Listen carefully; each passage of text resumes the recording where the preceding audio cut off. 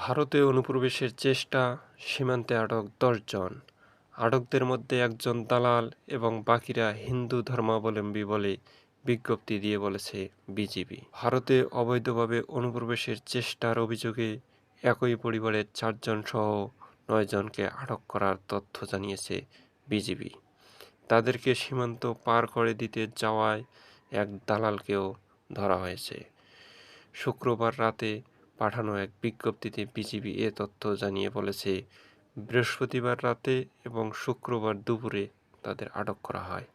এই ৯ জনের সবাই হিন্দু ধর্মাবলম্বী বলে জানান বিজিবি। তবে তারা কেন ভারতে চলে যাচ্ছিল সে ব্যাপারে বিজ্ঞপ্তিতে কোনো কিছুই জানাননি বিজিবি। তথ্য আছে যে এই ৯ জনের মধ্যে নারী ও শিশু রয়েছে ৩ জন।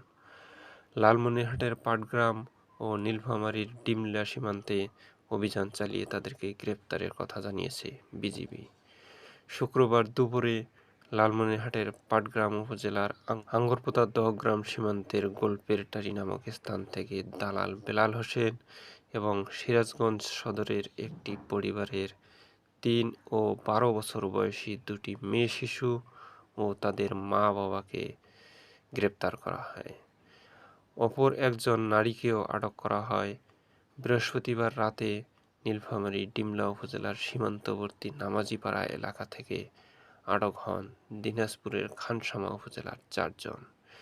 বিজ্ঞপ্তিতে বলা হয়েছে, ওই ১০ জনকে স্থানীয় থানায় সোপর্দ করা হয়েছে।